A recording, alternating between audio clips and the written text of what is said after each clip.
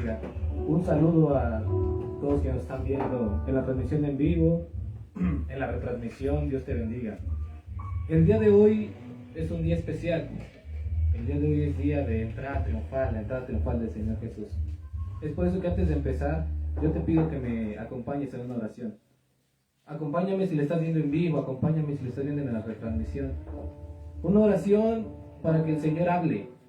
Una oración para que el Señor sea el que habla nuestra vida. Pero una oración también para que si el Señor habla, sepamos escuchar. Pedirle al Señor, ya sea que lo estés viendo ahorita, sea que lo veas después, que el Señor abra nuestro corazón, que nos permita escuchar, que nos permita entender. Vamos a hacer una oración breve, vamos a hacer una oración juntos. Padre, Señor, te alabo y te exalto, Dios, porque eres bueno. Y te doy a ti, Señor, toda la gloria, la honra. Padre, porque tú mandaste, Señor, y fueron creadas todas las cosas. Porque tú eres Dios y Señor. Porque tú eres Rey por siempre y para siempre. Padre, porque te reconocemos, Señor, como Rey. Padre, porque alabamos tu nombre, Señor, en humildad, Padre. Alabamos tu nombre en amor, Señor. Padre, pero ahora yo te ruego que si tu misericordia está sobre nosotros, tú hables, Señor, en esta tarde. Que tu Espíritu, Señor, esté sobre nosotros y nos unja para dar buenas nuevas, Señor. Y nos unja para dar libertad. Padre, reconocemos, Señor, que no somos dignos de llevar, Padre, tu manto. No somos dignos, Señor, tal vez de comprender, Señor, los misterios de tu palabra. Por si tu misericordia, Señor, tú lo quieres. Déjanos escucharte y déjanos entenderte. Ahora, Señor, ponemos este culto en tus manos y te alabamos y te glorificamos, Señor. Gloria a ti, Padre. Amén, Señor. Amén. Acompáñenme, por favor, a abrir. Bueno, el tema de hoy es un tema muy especial y es el tema de la entrada triunfal. La entrada triunfal del Señor Jesucristo a Jerusalén. Y este es un pasaje, hay 3 pasajes en particular que narran los 4 evangelios. Y este es uno de ellos, que es la entrada triunfal del Señor Jesucristo. El libro de... Vamos a enfocarnos en el Evangelio de Marcos, en su capítulo número 11. Trata, creo que Marcos y Lucas son los evangelios que más se extienden y que mejor nos explican qué fue la entrada triunfal. Por eso yo te invito, si estás en casa, bueno, y tienes una Biblia, Marcos 11:11, y a los que estamos aquí, bueno, aquí ya la tenemos. No sé si alcanzan a ver. Si no alcanzan a ver, pueden buscar en sus Biblias, Evangelio de Marcos, capítulo 11, del versículo de 1 en adelante. Y si me acompañan, la palabra de Dios dice así. Cuando se acercaban a Jerusalén, junto a Betfagé y a Betania, frente al monte de los olivos, Jesús envió 2 de sus discípulos y les dijo: id a la aldea que está enfrente de vosotros, y luego que entréis en ella, hallaréis un pollino atado, en el cual ningún hombre ha montado. Desatadlo y traedlo. Y si alguien os dijere: ¿por qué hacéis eso?, decid que el Señor lo necesita y que luego lo devolverá. Fueron y hallaron el pollino atado afuera a la puerta, en el recodo del camino, y lo desataron. Y unos de los que estaban allí les dijeron: ¿qué hacéis desatando el pollino? Ellos entonces les dijeron como Jesús había mandado, y los dejaron. Y trajeron el pollino a Jerusalén, y echaron sobre él sus mantos, y se sentó sobre él. También muchos tendían sus mantos por el camino, y otros cortaban ramas de los árboles y las tendían por el camino. Y los que iban delante y los que venían detrás daban voces diciendo: Hosana, bendito el que viene en el nombre del Señor. Bendito el reino de nuestro padre David que viene, hosana en las alturas. Y entró Jesús en Jerusalén y en el templo, y habiendo mirado alrededor todas las cosas, como ya anochecía, se fue a Betania con los 12. ¿Pueden sentarse? La entrada triunfal. ¿Qué es?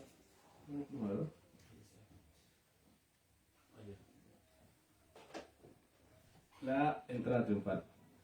¿Qué es la entrada triunfal? Bien. En el Evangelio de Marcos, como acabamos de leer, nos narra este hecho especial. Y comienza a decirnos que el Señor venía y que venía de Betania, es una ciudad, y se iba acercando a Jerusalén. Y cuando se va acercando a Jerusalén, el Señor Mateo, Marcos. El Señor le dice a los discípulos, bueno, vayan a las afueras del pueblo y van a encontrar ahí un pollino. ¿Saben lo que es un pollino? Un burro chiquito, un burro bebé, un burrito, ¿no? Y dice, bueno, vayan y van a encontrar un burrito. Y me lo traen. Probablemente, pues es raro, ¿no? Es una encomienda rara. Es como si te lo estuviera robando. Y dice, bueno, y si te preguntan, pues les dices, el Señor lo necesita. Ya después te lo trae y así va a ser. Bueno, hay que partir, como cualquier estudio, de una pregunta fundamental. ¿Qué es?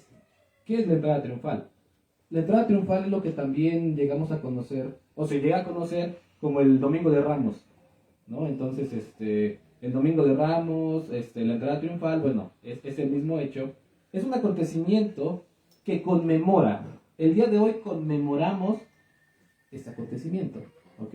Conmemoramos, y todo creyente en Cristo, para todos nosotros que queremos, es un acto lleno de simbolismos. Y simbolismos por todos lados.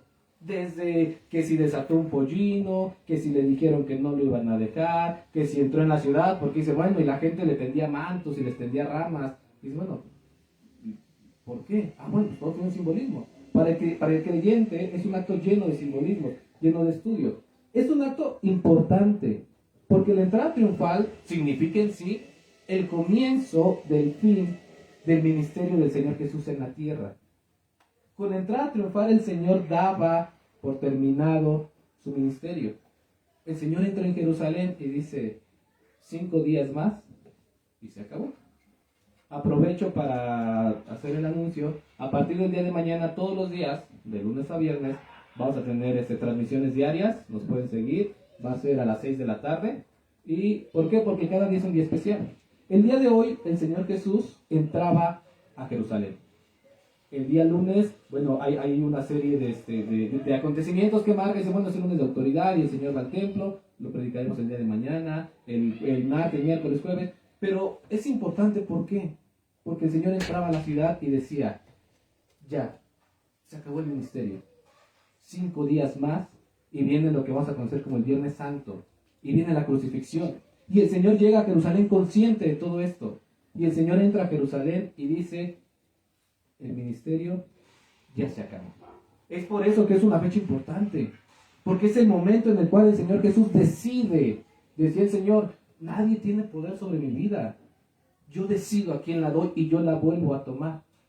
El Señor Jesús entonces, por eso para nosotros es un momento importante. Esta entrada triunfal o Domingo de Ramos es un hecho que se conmemora y que siglo tras siglo vuelve a ser importante para nosotros, esta semana de la Pasión. Bueno, en él entraba triunfante el Señor a Jerusalén, por eso es la entrada triunfal. El Señor no entró caminando, el Señor no entró como diciendo, bueno, no sé, si fuéramos de visita a algún lugar y entramos, pues a lo mejor nadie se enteró que llegamos, ¿no?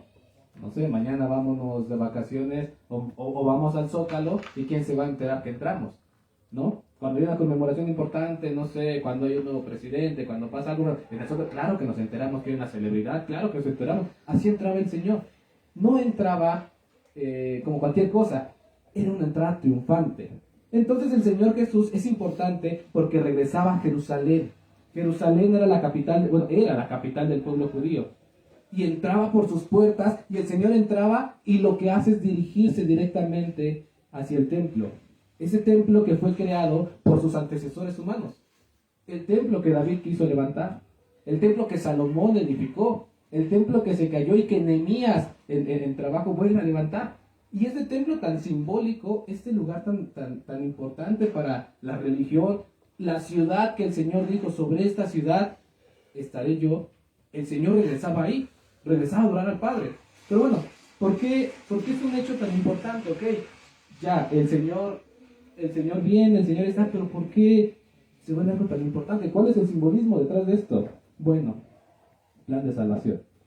Probablemente hemos escuchado esta palabra. Si no lo hemos escuchado, bueno, el plan de salvación. ¿Cuál es el plan de salvación? Bueno, este plan de salvación viene primeramente por lo que vamos a conocer como el pecado original. Y si nos remontamos muy atrás en la creación, vamos a encontrar en el libro de Génesis, capítulo 1, 2 y 3, cómo el Señor creó todas las cosas. Y la Biblia nos narra que el Padre, que el Señor, estaba y empezó a darle forma a todo. Yo imagino que en un cariño especial. Y dice, y voy a separar las aguas de las aguas, y voy a hacer los cielos, y voy a hacer los mares. Y dice el Señor, ahora voy a separar la tierra, y voy a hacer árboles que den frutos, árboles que sean bonitos, que se puedan comer. Y voy a hacer bestias en el campo, aves en los cielos. Y dice algo muy importante el Señor. Y crearé al hombre a mi imagen, a mi semejanza, para que sean como yo. Y los voy a crear, y crea al hombre y la mujer. Y el Señor, cuando crea al hombre, deposita en ti y deposita en mí todo su amor, deposita su cariño, deposita su esmero, su orgullo, porque creando tantas cosas el Señor dice, esta es mi obra maestra, esto es lo más especial. No son los grandes seres vivos, no son, si un día salimos y vemos las estrellas, a mí me encanta y digo, qué bonito es esto. Qué bonito es ver el cielo, qué bonito es ver un atardecer, qué bonito es ver los fenómenos naturales, y uno dice, qué bonito. Y el Señor dice, sí, es muy bonito, pero tú eres más especial. ¿Por qué eres mi obra especial? Y deposita en nosotros todo su amor y todo su cariño, como cualquier padre lo haría con su hijo. Sin embargo, narra la Biblia, en Génesis 1, no sé si lo puse aquí, Génesis 3, del 1 al 14. Pero más importante el número 13 y 14 nada más, no vamos a leer todo. En el libro de Génesis 3 nos narra de este famoso hecho de, ya muy conocido, ¿no? De Eva y la serpiente, y dice, bueno, pero la serpiente lo engañó. Bueno, desde el versículo 13, ¿no? Todo el 13 la desobediencia del hombre. Entonces, el capítulo 3, versículo 13 de Génesis dice, entonces Jehová, Dios, le dijo a la mujer, ¿qué es lo que has hecho? Y dijo la mujer, la serpiente me engañó y comí, del fruto hablan. Y Jehová Dios dijo a la serpiente, por cuanto esto hiciste, maldita serás entre todas las bestias y entre todos los animales del campo. Sobre tu pecho andarás y polvo comerás todos los días. 15, y pondré enemistad entre ti y la mujer y entre tu simiente y la simiente suya. Esta te herirá en la cabeza y tú le herirás en el calcañar. Hay que hacer un estudio de parte de esto, pero desde aquí el Señor hablaba de un Salvador. Y le decía a la serpiente, a Satanás en este caso, tú viniste a contaminar mi creación, tú viniste creyendo que vas a echarme a perder mi creación. Dice el Señor, pero no es cierto, porque ya había un Salvador, pues sería el Señor Jesús el único camino para llegar al Padre, la única vía para llegar al Señor. Sin embargo, hay una frase que he escuchado que dicen que era necesario, a partir de ese momento era necesario un Salvador. No es cierto, un Salvador no era necesario, porque el plan de salvación no es un plan improvisado, no es un plan de decir, híjole, me salió mal, ahora no. El Señor, dice Juan 1, del 1 al 5, que desde el principio era el Verbo, desde antes de todas las cosas, desde antes de la creación de este hombre, era el Verbo. Y dice Juan 1:5, el Verbo hecho carne. En el principio era el Verbo, y el Verbo era con Dios, y el Verbo era Dios. Y este era en el principio. Cuando habla del Verbo, habla del Señor Jesús. Dice, desde antes era el Señor Jesús. Y todas las cosas por Él fueron hechas. ¿Por quién? Por nuestro Señor. Y sin Él, nada de lo que ha sido hecho fue hecho, incluyendo todas las cosas. En Él estaba la vida, y la vida era la luz de los hombres, y la luz en las tinieblas resplandece, y las tinieblas no pueden prevalecer contra ella. Es por eso que la venida del Señor no es un plan B, no es una necesidad. Y aquí entro a algo muy importante, que es el pollino. Cuando leíamos, decía la palabra, en el 11, y les dijo el Señor, ir a la aldea que está enfrente de vosotros. Habían salido de Jerusalén hace meses, tenía mucho que no iban a Jerusalén. Y ahora que el Señor volvía, casi nunca estuvo en Jerusalén.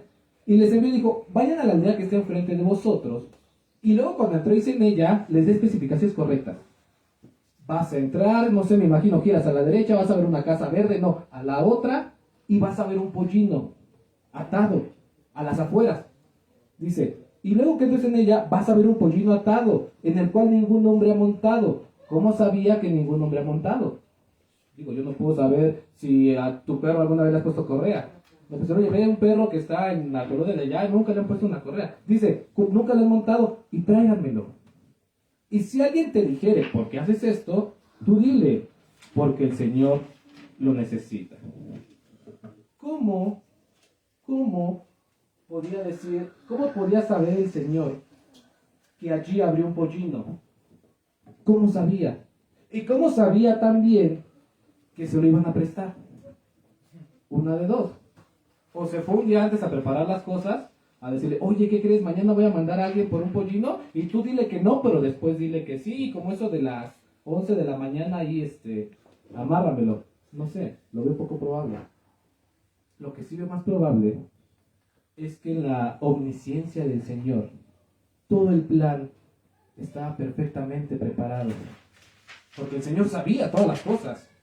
Porque el Señor sabía dónde estaba un pollino. Porque el Señor sabía dónde estaba cada pollino del pueblo. Sabía y decía, ese ya lo montaron. Ah, ya lo conozco. ¿Por qué? Porque soy Dios. Porque en el principio fue el Verbo. Y el Verbo era yo y todas las cosas fueron hechas por mí. Y sabía el Señor el corazón de las personas del dueño del pollino. Y sabía que lo conocían. Y les dice el Señor, y si te preguntan, oye, pues ¿a dónde lo llevas? No sé, vamos a trasladar ahorita. Estás lavando tu carro y llega uno y lo agarra, ¿qué le vas a decir? Oye, pues espérate, pues ¿cómo? Deja ahí, pues es mi carro. Y te diga, no, el Señor lo necesita. Mañana te lo traigo. Y dices, bueno, pues que lo necesite, que agarre taxi, pues es mi carro. Ah, pero ¿cómo sabía el Señor estas cosas? ¿Por qué? Porque es el Señor. Porque el plan de salvación no es improvisado. Ojo, no es necesario, porque ya estaba. Porque ¿qué padre necesita una razón más que el amor para salvar a sus hijos? ¿Qué padre necesita ver a su hijo enfermo para después querer cuidarlo? No. ¿Necesitarías ver a tu hijo enfermo para después querer cuidarlo? Desde antes. Desde antes lo cuidas. Desde antes lo proteges. Entonces, cuando el Señor viene a la tierra, no es un hecho improvisado. No es un hecho orillado por las circunstancias. No es decir, es que entró el pecado y entonces tuvo que entrar el Señor. No. El Señor predispuso su vida aún desde antes. Y es que el Salvador siempre estuvo presente. Porque por amor, el Señor había. Entonces la pregunta, ¿había necesidad de un Salvador? No, nosotros lo necesitábamos. Pero el plan no necesitaba un Salvador. Porque el Salvador ya estaba.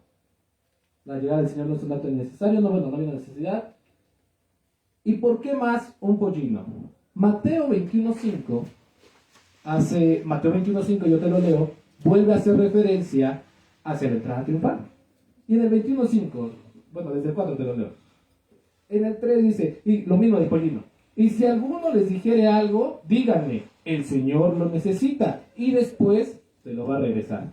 Y dice la palabra, todo esto aconteció para que se cumpliese lo dicho por el profeta cuando decía, díganle a la hija de Sión, he aquí, tu rey ya viene, y viene manso, y viene sentado sobre un asna, sobre un pollino, hijo de animal de carga. Y los discípulos fueron e hicieron como Jesús les mandó. ¿Y por qué viene el Señor en un pollino? Es decir, es la entrada triunfal. El Señor pudo haber llegado en un corcel blanco enorme, ¿no? No sé, Alejandro Magno, cuando llega a la India, llega en elefantes y pues es un gran impacto. Pudo llegar el Señor en elefantes, ¿no? Y se iba a ver todavía más imponente. ¿Qué te imaginas que el Señor no puede hacer? No sé, la bestia más grande, pues puede llegar. ¿Por qué llega en un pollino? Primeramente, porque el Señor le demuestra, y los discípulos dicen que en el momento no lo entienden. No entienden por qué. Hasta mucho tiempo después, leyendo las escrituras, dicen que se dan cuenta y dicen, para que se cumpla la profecía. El Señor les quiere demostrar, les quiere dar a entender que no hay nada que se salga de su control. El profeta Zacarías, 500 años antes de que nazca el Señor, profetiza y dice, alégrate, hija de Sión, Da voces de júbilo, hija de Jerusalén, porque el rey viene a ti. Y no viene en esplendor, no viene en batallones, viene manso, en un asna, en un pollino, en un burrito. Y tu rey viene a ti en un burrito, dice, alégrate. Y dice, y todo esto dice el Señor para que se cumpliese lo dicho por el profeta, para demostrarles a ellos y demostrarnos a nosotros y decirte, oye, no es improvisado, no creas que las cosas a mí se me van de control. No creas que no conozco tu vida. Si conozco dónde está cada burrito, ¿tú crees que no conozco cómo está tu corazón? Si conozco cómo es el corazón de cada dueño, de cada burrito, ¿tú crees que no conozco tu necesidad? Y probablemente en ese momento los discípulos no entendían. Y decían, bueno, ¿por qué un burrito? ¿Por qué nos mandas a robar casi casi? Y no entendían. Y el Señor le dice, bueno, tú ve y ya, y si te preguntan, dile que lo necesito y se acabó. Sin explicaciones. Y van. Y el Señor no sabe y les da la demostración. Sin embargo, muchas veces nosotros decimos, ay Señor, tengo una necesidad.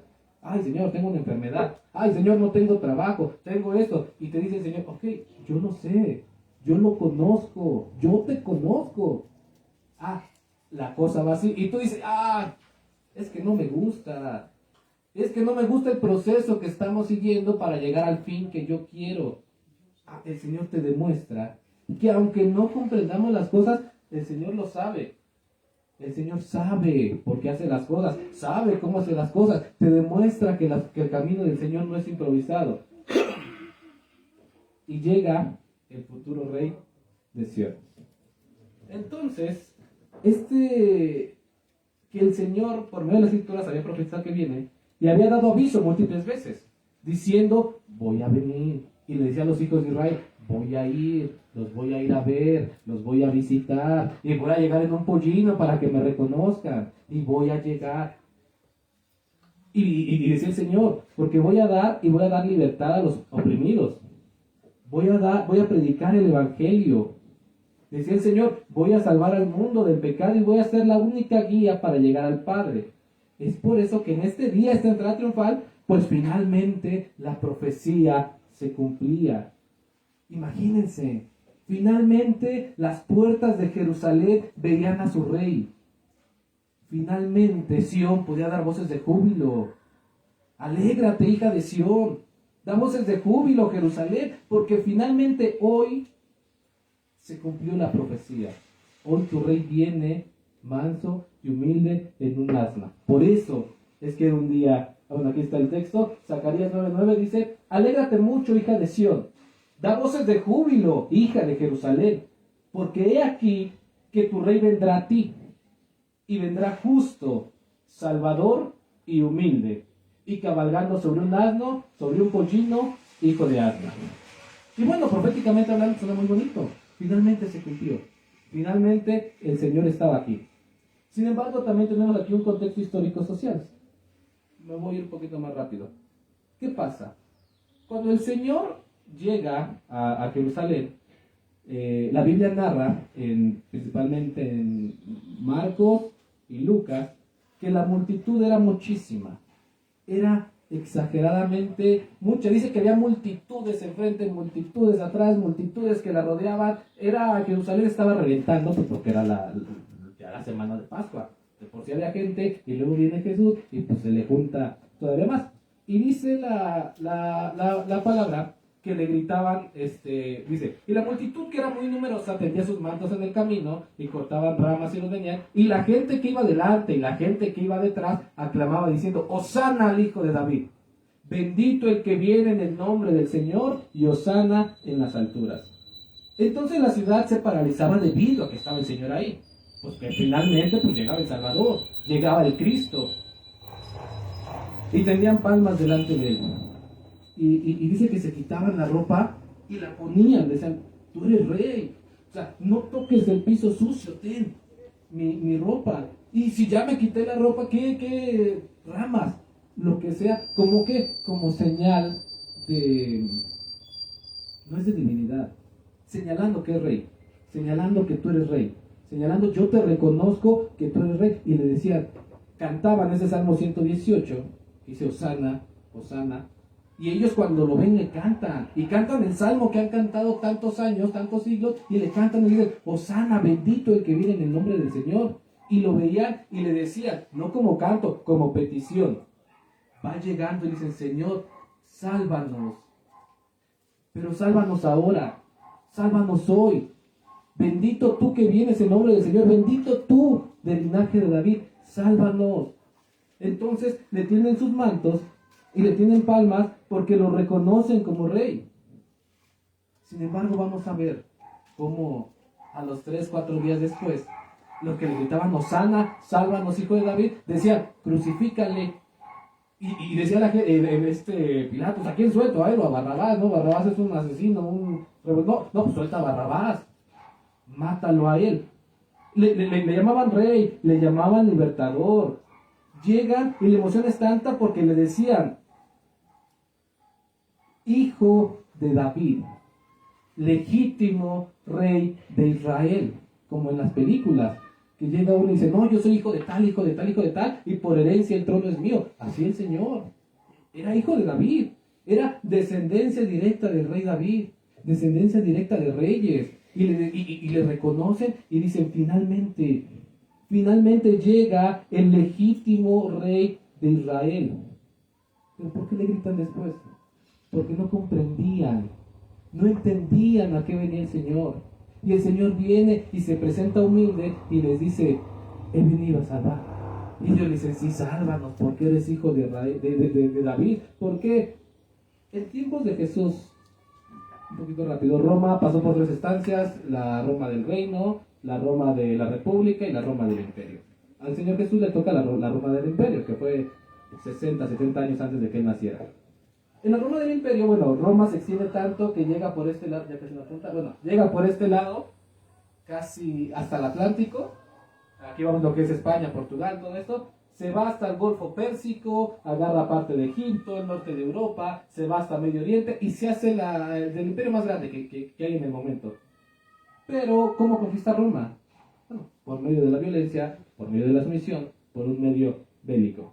Entonces, en el año 63, antes de que naciera el Señor, pues le toca a los abuelitos de María, ¿no? Los abuelitos de José. Cuando llegan ellos, bueno, Roma toma a Israel, somete a Israel a la fuerza, y dice, bueno, ahora vas a ser un pueblo de vasallaje. ¿Qué significa eso? Un pueblo que solamente va a servir para mano de obra. Para lo demás, no me sirve. Entonces, hay una figura importante, por ejemplo, Herodes el Grande, y bueno, ¿de qué nivel era la sumisión que tenía Israel? Bueno, que encontramos cuando nace el Señor Jesús, en este hecho que narran los evangelios, que Herodes el Grande va y manda matar a todos los niños menores de, ¿qué? ¿3 años? ¿A qué nivel? ¿A qué nivel de sumisión tienes un pueblo para decir, ¿sabes qué? Hoy voy a todos y mátenme a todos los niños menores de 3 años? Y ni uno me queda vivo. Ese era el nivel de crueldad y de sumisión que se vivía en Roma. Entonces, cuando Herodes el Grande muere, Pompeyo, emperador, por ahí del año 4 después de Cristo, lo vemos cuando se le aparece el ángel a María y José y dice, ya murió Herodes, puedes regresar, por ahí del año 4. Bueno, Jerusalén ahora ya ni siquiera es reino, porque es el reino de Judea. Se convierte ahora en la provincia de Judea, a cargo directamente del emperador. El emperador le pone a un cónsul o un procónsul, y dice un pretor, y dice, bueno, ya tú haces cargo de ello. ¿Qué significaba esto? Bueno, que ahora Israel ya no era reino, Jerusalén se vuelve en una provincia que no sirve más que para trabajo e impuestos. El sometimiento que se vive es tal que Jerusalén deja de ser la gran capital. Aquí nace una ciudad, el sometimiento de Israel, nace una ciudad importante que se llama Cesarea Marítima. Una ciudad que ni siquiera es judea, ni siquiera es bíblica. Es una ciudad que crean los romanos y dicen, y ahora la capital ya no va a ser Judá. Sí, durante siglos tu capital fue Judá, pero ahora no. Ahora tu capital va a ser Cesarea. Y yo aquí me voy a hacer cargo. Y empiezan a meter extranjeros. Y empiezan a ver gente de Mesopotamia, y empiezan a ver transjordanos, empiezan a ver amonitas, moabitas, etc. Empiezan a meter griegos, pérsicos. Pero no solo eso, sino que ahora los judíos están sumidos en una miseria total, en una pobreza. En un momento cuando Roma, varios años después, los encarcela y los tiene sitiados, cuentan las fuentes históricas que los judíos cocían sus cinturones y sus chanclas para tener algo para comer. Porque fue tal el asedio que no tenían nada para comer durante meses que cosían sus zapatos para comérselos. Entonces, el nivel de sumisión es enorme. Aparte tenemos un motivo de xenofobia, de odio racial. Porque yo soy judío, sí, pero llega el griego y el griego en tu tierra es más importante que tú. Y te vas a someter al griego, y te vas a someter a la monita, y te vas a someter al romano, y tu capital ya no es capital. Pensemos en cómo sería la vida sin nosotros. Llegar a alguien, nos conquista y ya no eres México, y ya no eres importante. Y si tú ves a alguien, te le agachas, porque ni creas. Bueno, por otro lado, la religión pues era otro problema, ¿no? En cada lugar que llegaba a Roma, bueno, era el templo de Júpiter ahora. Jerusalén no, Jerusalén dice, nuestro templo es nuestro templo. Ah, bueno, ahí te dan más impuestos. Es por eso que la entrada triunfal del Señor, quiero que dimensionemos esto, era la entrada de un libertador. Para cuando el Señor llega a Jerusalén, ya pasaron 96 años, llevan casi 100 años de sumisión. Imagínense, casi 100 años viviendo esto. Entonces llega el Señor, llega un hijo de David, que venía a la ciudad a enfrentar al imperio. Ese imperio que era tan grande, viene el Señor y los va a enfrentar. Y llega y los judíos esperaban que fuera como Moisés, que llegaba con Faraón y le decía, Faraón, libera a mi pueblo, voy a tirar plagas sobre ti. Yo creo que lo ven llegar, ven la multitud, ven al Señor, ven la profecía y dicen, aquí está nuestro libertador. Y dice que la gente era tal que gritaban eufóricos le gritaban y le decían, sálvanos ahora porque necesitamos de ti, sálvanos, porque tú eres salvador, porque tú eres guiador, porque tú eres el único judío que es capaz de pararse frente al imperio romano y exigirle y decirle, dame a mi gente. Y llega y proclamarse como rey. Y no llegar a la capital de Cesarea, llegar a la capital de Jerusalén, subir al templo, subir a tu palacio. Yo quiero que imaginemos ese momento. Entonces el Señor llega y le decían, sálvanos ahorita. Señor, sálvanos hoy, porque necesitamos. La llegada de Jesús a Jerusalén pues era la señal de un libertador, un hijo de David, y por eso le decían, bendito tú, que eres del reino de nuestro padre David, que viniste a liberarnos. Hosana significa... Hay que bajarle el volumen porque se oye mucho ahí con la pantalla, esta otra. Nos están mandando a decir que no se oye bien. Y Hosana significaba, sálvanos ahora. Y miraban al cielo y desde el cielo decían, sálvanos, Hosana en las alturas. Una entrada triunfal era un acontecimiento que solamente era realizado por reyes, por emperadores, por líderes importantes. Es decir, como el día de hoy. ¿Quién de nosotros podría llegar al Zócalo y decir, ya llegué? Es que decir, está bien. ¿Quién iba a decir, ya llegué? Nadie. Una entrada triunfal, ¿quién la realizaba? Pues un rey. Un rey pues es importante, ¿no? Llega con su ejército. Un emperador, pues claro que un emperador es importante, llega con sus generales. Un líder político, usted la creo, tiene sus seguidores. Pero el Señor Jesús no. El Señor Jesús llega a Jerusalén con sus discípulos y les dice, vengan, vamos a subir. Y en el camino la gente lo ve y dicen, Él es Jesús, es el Cristo, es el que levanta a los muertos, es el que sana, y se le junta y se da esta entrada triunfal. Importante, la entrada triunfal no se hace... Oye, ¿por qué no apagas ese micrófono? La entrada triunfal no se hace a la ciudad. Eso es importante. La entrada triunfal no se hace a la ciudad que vas a conquistar. Tú no llegas y dices, ay, voy a conquistar esa ciudad y entro. No, la entrada triunfal se hace regresando a tu ciudad. Es decir, fuimos, peleamos, ganamos y ahora sí, regreso con mi gente a decirles que ya ganamos. Y la entrada demuestra un orgullo patriótico. Mira, Roma ganó. Mira, México ganó. Mira, yo partido político gané, ¿no? En el fútbol, miren, yo fui el campeón. Entonces, un ejemplo, cuando Napoleón, por ahí del 3 de julio de 1800, venía de conquistar Italia. Y Napoleón, en la gran expansión napoleónica, conquista Italia y regresa a la ciudad de París y pasa por el Arco del Triunfo. Ya conquistó y regresó. Y dice, la pelea fue difícil, pero ganamos. Cuando Alemania conquista a Francia, ¿no? Ahora al revés, en el 1940, Alemania llega, conquista a Francia, se dan 3 horas un viajecito en la ciudad, dicen, no, está bonito, ya es Francia nuestra, regresan a la capital de Berlín, y bueno, buenos o malos, tienen su entrada triunfal. Y dicen, miren, ya ven cómo ganamos. Un ejemplo que me gusta mucho, 27 de septiembre de 1821, la entrada triunfal del ejército trigarante, o de las 3 garantías.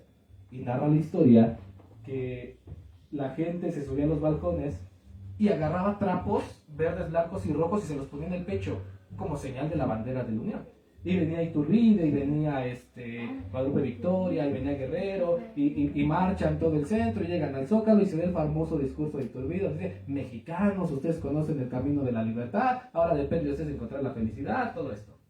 Así el Señor. Y la cosa es, pues el ejército trigarante se aventó 11 años peleando, ¿no? Contra los españoles. La Alemania llevaba ya casi 15 años peleando con Europa. Napoleón venía de pelear con Italia. Tenían una trate, habían peleado. ¿De dónde venía el Señor? ¿De dónde venía? El Señor venía de 3 años. El Señor venía de 3 años de ministerio. El Señor venía de 3 años de trabajo. Venía de sanar leprosos, de liberar endemoniados, de darle vista a los ciegos, libertad a los oprimidos, de sanar paralíticos, de sanar gente enferma, de predicar el evangelio. El Señor Jesús venía de alimentar a 5,000 con 7 peces. De ahí venía. Y el Señor llega a Jerusalén y dice, ya gané. Se acabó. Se acabó la batalla. Se acabó los 3 años. Estoy listo. Y entra. Y no fue una conquista de peleas, no era una lucha de espada, de sangre. Era una lucha espiritual que el Señor había ganado. Y dice el Señor, Jerusalén, no vengo a liberarte porque no necesitas esto. No necesitas esto, necesitas lo que está aquí. Y la gente que hoy le cantaba, después decía, crucifícale. ¿Por qué? Porque no entendían el reino del Señor. Porque sí vivían cosas feas y querían un libertador, pero cuando viene el libertador del alma no lo querían. Querían al Jesús que sanaba. Y decían, mira, Él es el que sana enfermos, Él es el que sana leprosos, Él es el que ayuda a los pobres. A ese Jesús sí queremos. Pero 3 días después, cuando Jesús critica su manera de vivir, critica su ritualismo, critica sus costumbres, y les dice, oye, el camino de Dios no es este. El camino de Dios no es el ritualismo, el camino de Dios no es tu adoctrinamiento que te dan en tu iglesia, ese no es el camino. ¿Y qué dicen todos? Ay no, este Jesús ya no me gusta. Este Jesús no es bonito. Es bonito el otro, el que nos da cariño, el que nos da amor, el que nos apapacha. Es bonito el Jesús que es un mesero buena onda. Oye Señor, estoy enfermo, sanidad. Ten. Ah, no, pues qué bueno es Dios. Oye Señor, no tengo trabajo. Ten dinero. Ah, qué bueno es Dios. Pero el Señor te dice, oye, pórtate bien. Ay, no, así no quiero. Oye Señor, sáname. Sí, pero entrégame tu corazón. Ah, bueno, pues mejor sigo enfermo. Desgraciadamente, así como no comprendían el reino de Dios, así como idealizaron al rey a lo que ellos querían, así nosotros muchas veces idealizamos al Señor. Y no sé, yo quiero que tú te imagines esto. Está el Señor en el pollino, dice, vengo de mis 3 años de evangelio, vengo subiendo a la ciudad, y la gente le aclamaba y le decía, Hosana, Hosana, Hosana, hijo de David, sálvanos. Y lo reconocían como rey. y lo reconocían legítimamente como rey físico, pero lo reconocían. ¿Qué habrá sentido el Señor en ese momento? ¿Qué habrá sentido ver a su pueblo regresar a Jerusalén, ver el templo de sus antecesores? ¿Qué habrá sentido? ¿Habrá sentido felicidad? ¿Habrá sentido alegría de ver a su gente? Lucas dice que no, que el Señor iba subiendo, y dice que iba subiendo con lloro, con lamento, con un lloro audible, con un lloro, yo imagino, que desgarraba el corazón, no un lloro de lágrimas. Yo me imagino que el Señor, y dice el 41, y cuando llegó cerca de la ciudad, cuando la vio, lloró sobre ella. Gracias. Lloró sobre ella y dijo: oh, si también tú conocieres a lo menos este día, si tú fueras consciente de lo que es el día de hoy, de lo que va a ser para tu paz. Y decía el Señor: pero están cubiertos tus ojos, porque vendrán días sobre ti cuando tus enemigos te rodearán con vallado y te sitiarán, y por todas partes te estrecharán y te derribarán. El Señor Jesús subía, y subía con lamento, y la gente la clamaba y él lloraba, y los veía y les decía: si supieran, si fueran conscientes de lo que este día significa, no estarían aquí gritándome, no estarían aquí cantándome. Nosotros podemos cantar, podemos sentir, podemos cantar con emoción, podemos ser emocionales. Puedo llorar ahorita sintiendo la palabra. Ellos lo hicieron, ellos lo vieron y lloraron, lo vieron y se entregaron. Podemos hacerlo. Pero en el momento que el Señor Jesús les pidió entregar el corazón, dijeron: no, mejor crucifícalo. Muchas veces, tal vez es la primera vez que escuchamos la entrada triunfal del Señor. Tal vez simbólicamente es la primera vez que el Señor viene cabalgando hacia nosotros. Y así como entraba a la ciudad, así viene. Y ahorita le escuchamos y decimos: ay, qué bonita palabra, hasta sentí. Y me emociono.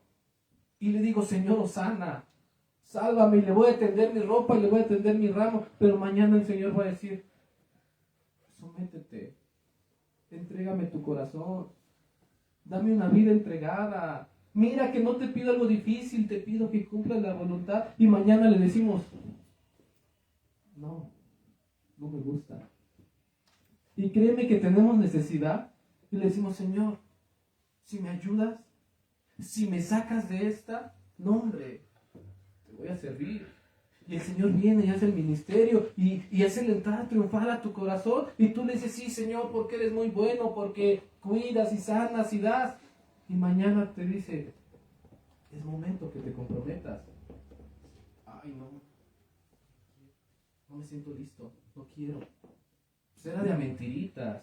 O sea, era que tú me salvabas y yo te cantaba y... Ay, hermanos, tal vez es la primera vez que lo escuchas. Tal vez llevas 30 años escuchando este mensaje y hasta el día de hoy, de afuera le cantamos. Hasta el día de hoy queremos al Señor como un dador, un mesero. Señor, tráeme sanidad, tráeme éxito, tráeme trabajo, tráeme prosperidad en mi matrimonio, tráeme fortaleza. Pero no das. Yo espero que nunca el Señor nos permita ser esa gente que un día lo recibió y 3 días después, ni la semana se esperaron, ni la semana. 4 días después decían: vamos a matarlo, crucifícalo, no nos va bien, no nos conviene a nuestro estilo de vida. Decían ellos: mi estilo de vida es así, no me conviene que tú me lo cambies, no me conviene perder lo que tengo. Yo espero que el Señor haya hablado a nuestras vidas, que el Señor esté con nosotros, que el Señor nos cuide, que el Señor nos guarde, que nos dé fuerza. El Señor sabía dónde estaba el pollín, el Señor sabe cuáles son tus necesidades. Pero es momento de entregar nuestro corazón. Vamos a dar gracias al Señor. Padre Santo, Señor. Te alabo, mi Dios, y te glorifico, Señor, eternamente, porque eres bueno. Gracias te damos, Padre. Padre, porque así como entraba, Señor, triunfalmente, después de vencer, Señor, después de ganar, Padre, después de sobreponerte, mi Dios, a la adversidad. Señor, porque sé que tú has vencido. Porque sé, Señor, que tu ministerio no fue en vano, bendito Dios. Gracias, Padre, gracias por permitirme, Señor, recordar la bondad, Señor, de tu mano. Muchas gracias. Gracias, Señor, por permitirme, Padre. Gracias por tu sacrificio, Señor, porque yo sé que cuando estabas a la puerta de Jerusalén, Señor, no llorabas solo por ellos. Llorabas también por mí, bendito Dios. Si tan solo, Señor, supiéramos la grandeza de este día. Si tan solo, Señor, fuéramos conscientes de la paz que se presenta delante de nosotros. Ciertamente, Señor, ciertamente te responderíamos diferente, Padre.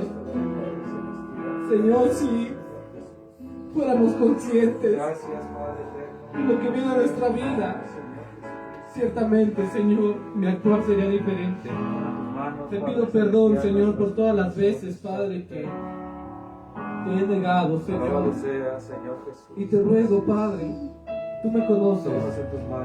Te ruego, Señor, que me dé la fortaleza. Ayúdame, Señor, a cambiar lo que se me hace difícil. Ayúdame, Señor, a tomar un paso para comprometerme, Padre. Y enséñame, Dios, enséñame, Señor, que todo lo tienes controlado. Aunque a veces no me guste, Señor, aunque a veces no lo entienda. Yo sé, Señor, que lo tienes, bendito Padre, todo en tu mano, bendito Dios, que nada escapa de ti. Por eso te alabo, Señor, te glorifico, Padre.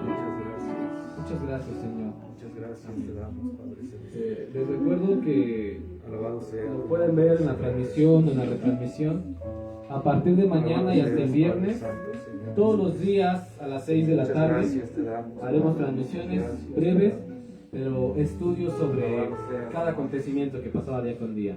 Mañana comenzamos a las 6 de la tarde y así hasta el viernes. La paz de Dios.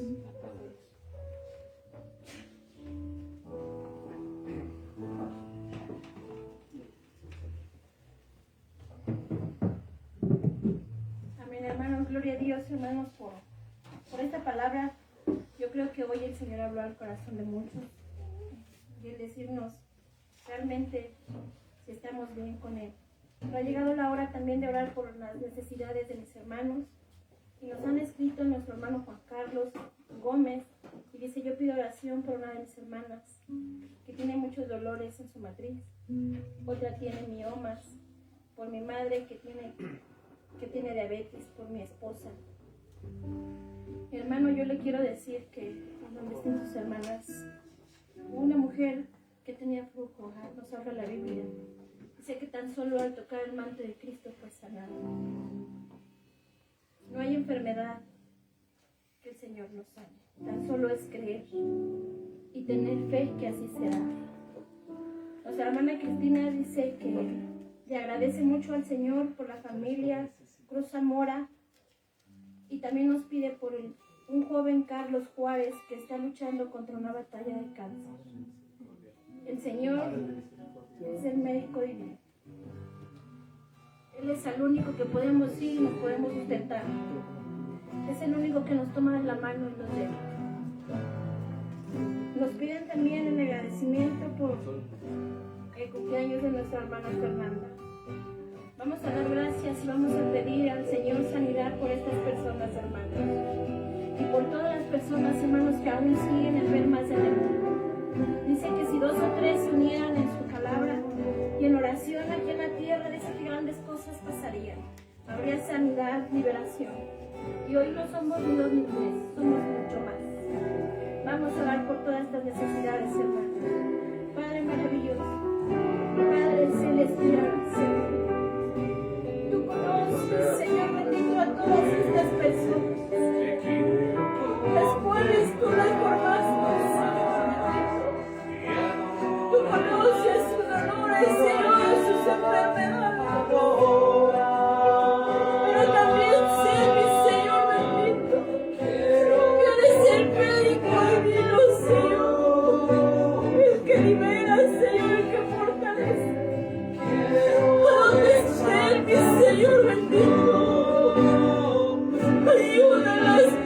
Padre maravilloso.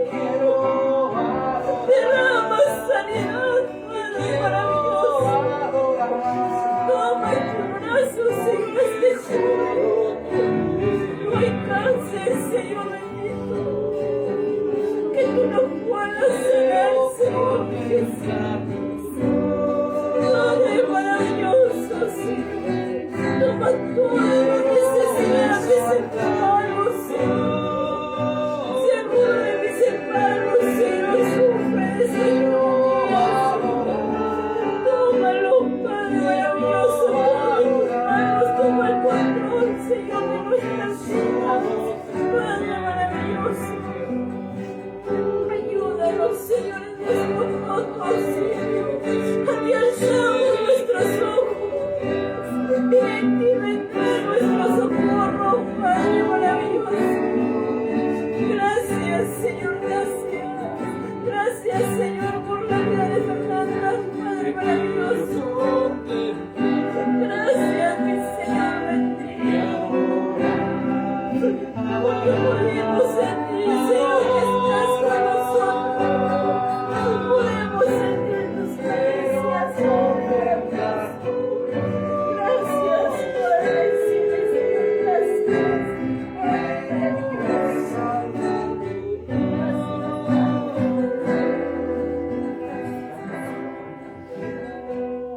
Vamos a cantar, hermanos, un canto para levantar la ofrenda, hermanos. Vamos a cantar este canto que dice: yo quiero más de ti. Y así recogeremos nuestra ofrenda de lo mucho que el Señor nos ha dado, hermanos.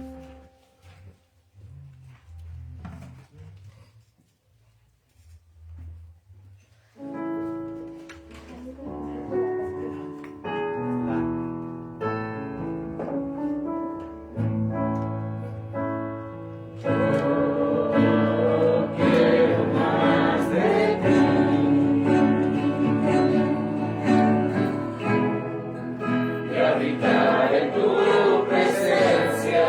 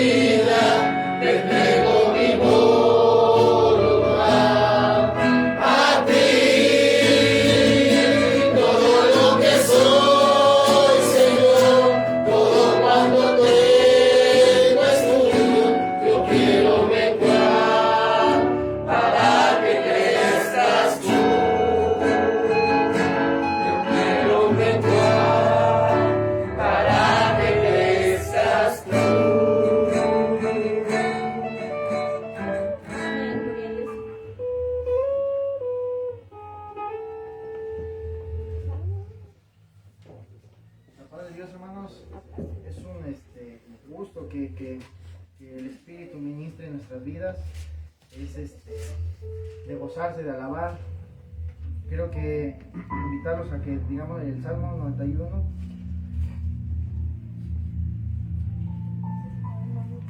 Amén. Amén, gloria a Dios.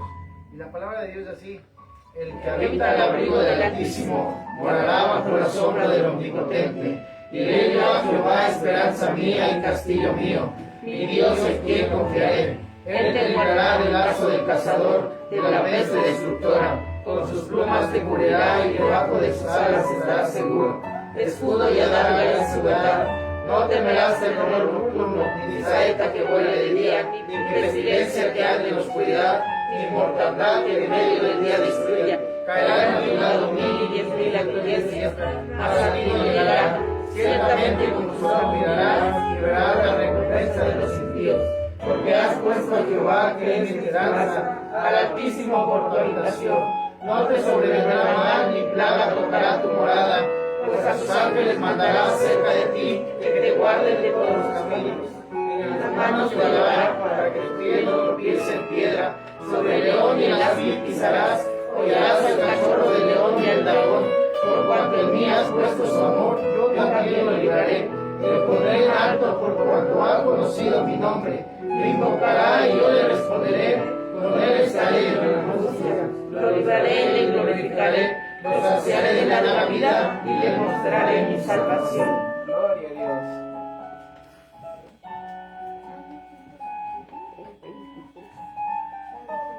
Amén, hermanos. Vamos a listar nuestro Salmo 23. La palabra de Dios dice de esta manera: Jehová es mi pastor, nada me faltará. En verdes y prados pastos me hará descansar. Junto a aguas de reposo me pastorearás. Confortará mi alma. Me guiarás por senda de justicia por amor de su nombre. Aunque ande en valle de sombra de muerte, no temeré mal alguno, porque tú estarás conmigo. Tu vara y tu callado me infundirán aliento. Aderezas mesas delante de mí, en presencia de mis angustiadores. Unges mi cabeza con aceite, mi copa está rebosando. Ciertamente bien y la misericordia me seguirá todos los días de mi vida, y en la casa de Jehová para recordar los días. Amén.